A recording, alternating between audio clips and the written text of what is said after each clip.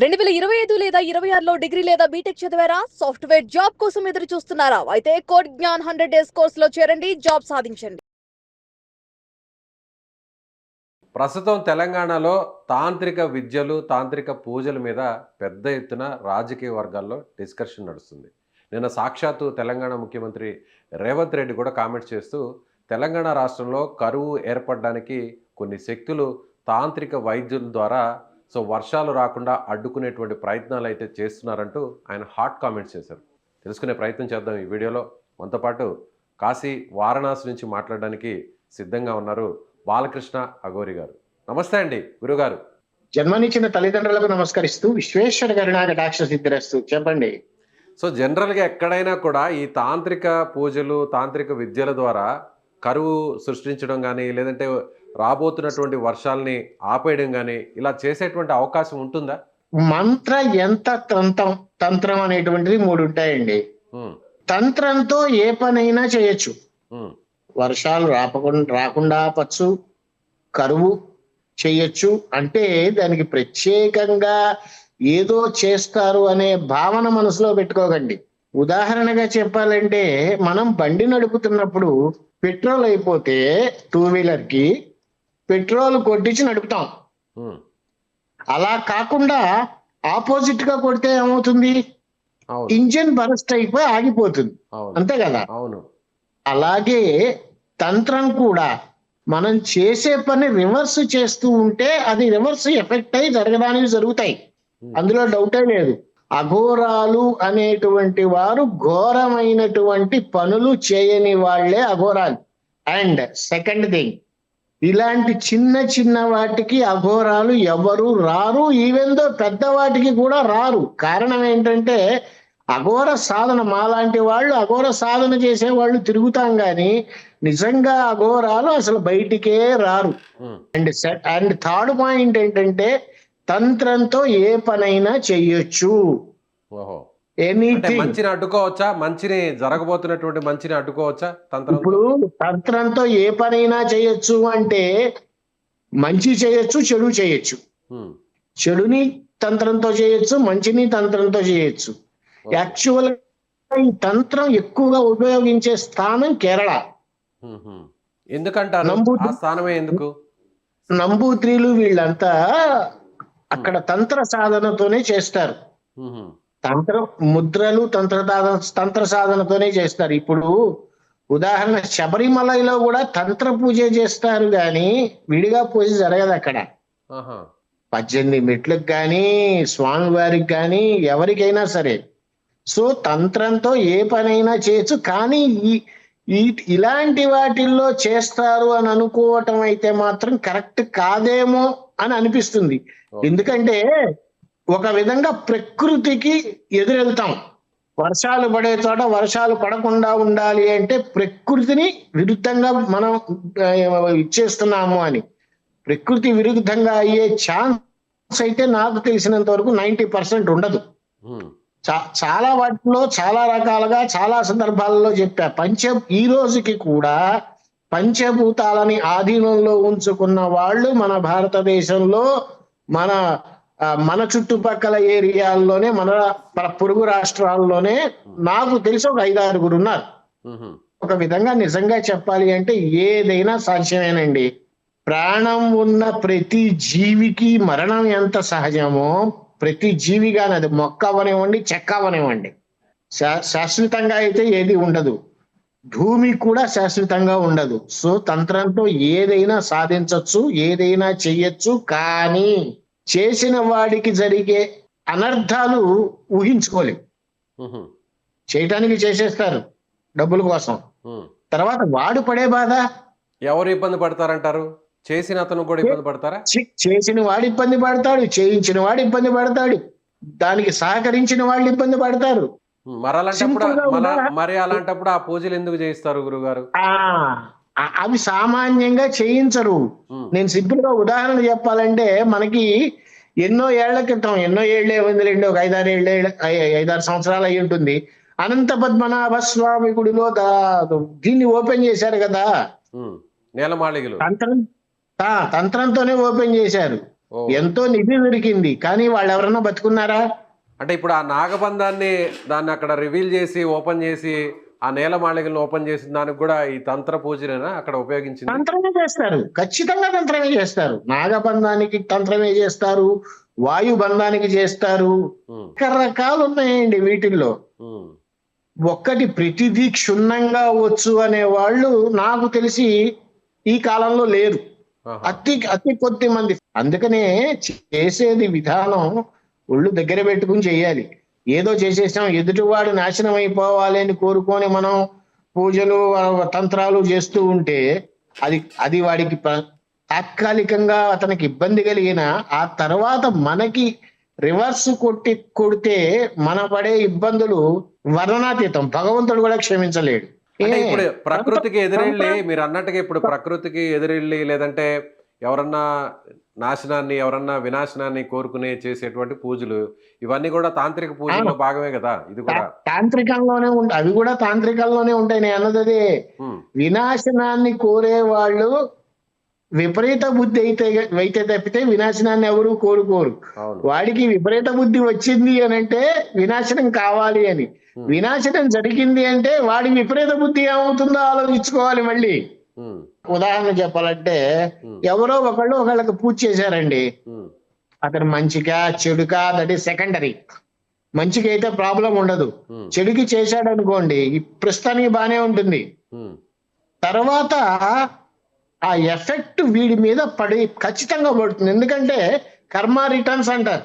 అవును, ఆ కర్మ రిటర్న్స్ వీడి మీదకి వచ్చింది అనుకోండి, వీడు కూర్చొని చేసేవాడు ఇక కూర్చోడానికి కూడా పనికిరాడు, అంత దారుణంగా ఉంటుంది. సో అంత ఇదిగా చేస్తారు, కరువు రావాలని చేస్తారు, అలాంటిదైతే నేను ఖచ్చితంగా నమ్మను. Okay okay.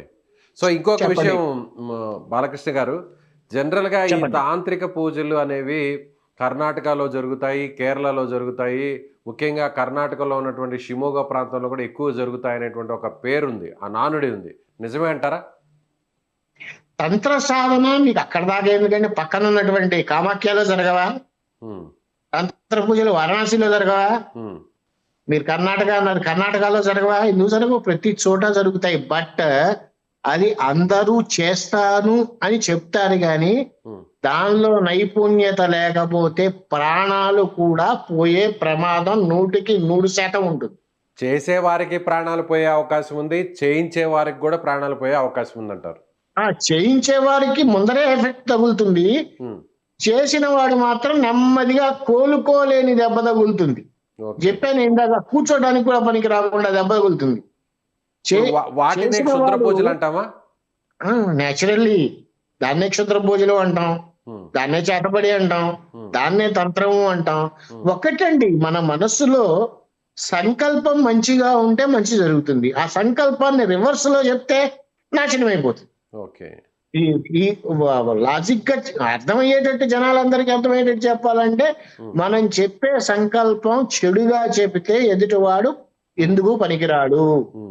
మనం చెప్పే సంకల్పం మంచిగా చెప్తే అందరికీ బాగుంటుంది. ఈ తాంత్రిక పూజలు అనేవి పర్టికులర్ గా చేసే వాళ్ళు ఎవరు? ఇప్పుడు మంత్రాలతో పూజ చేసే వాళ్ళు పండితులు ఉంటారు, అలాగే పురోహితులు ఉంటారు. సో వీళ్ళందరూ కూడా మంత్రాలకు సంబంధించిన పూజలు చేస్తారు. కానీ ఈ తాంత్రిక పూజలు, తాంత్రిక వైద్యం తెలిసిన వాళ్ళు, ఈ విధానం తెలిసిన వాళ్ళు పర్టికులర్ గా ఎవరన్నా ఉంటారా? పేర్లు చెప్పను కానీ అండి ఉన్నారు. అంటే వాళ్ళు కూడా, అంటే ఈ బ్రాహ్మణులు అట్లా వాళ్ళు కూడా ఎవరైనా కూడా ఆ విధానాన్ని నేర్చుకోవచ్చా? అంత సులువుగా రాదండి తంత్రం అనేటువంటిది.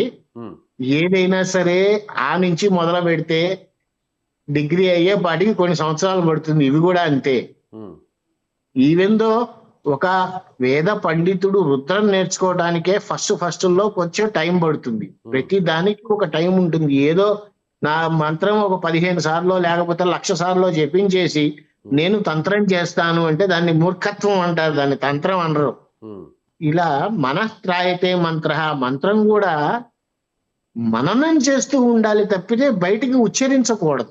ఈవెన్ మంత్రం చెప్పేటప్పుడు కూడా పెదాలు కూడా కదలకూడదండి. ఇలా చాలా నియమాలు ఉంటాయి. ఏదో చేసేసాము, వాళ్ళేదో చెప్పేశారు, ఇదేదో జరిగిపోయింది. ఈ మధ్య కాలంలో విపరీతమైనటువంటి పోకడలు ఎక్కడ పోతున్నాయంటే ముడ్డి కింద ఒక పీట వేసుకొని పీఠం అనే పేరుతో డబ్బులు దోచుకుంటున్నటువంటి స్వామీజీలు చాలా మంది ఉన్నారు, చాలా మంది. But what ever it is, మీరు అడిగిన క్వశ్చన్కి మాత్రం తంత్రంతో కరువు తెప్పించవచ్చు, బట్ దాని వల్ల వచ్చే పరిణామాలు మాత్రం చాలా దారుణంగా ఉంటాయి చేసిన వాడికి. సో నాకు తెలిసి అంత ధైర్యంగా చేస్తారు అనేటువంటిది నేను వినను, నమ్మను. ఎందుకంటే ఏదో ఎదుటివాడు నాశనం అయిపోవాలని చేశాడు అని అంటే ఓకే, ఏదో కక్షలు ఉంటాయి, నాశనం అయిపోవాలని చేశాడు అని అనుకోవచ్చు. ప్రకృతికి ఆపోజిట్ గా వెళ్ళి పూజలు చేస్తారు అంటే నేను చచ్చినా నమ్మను.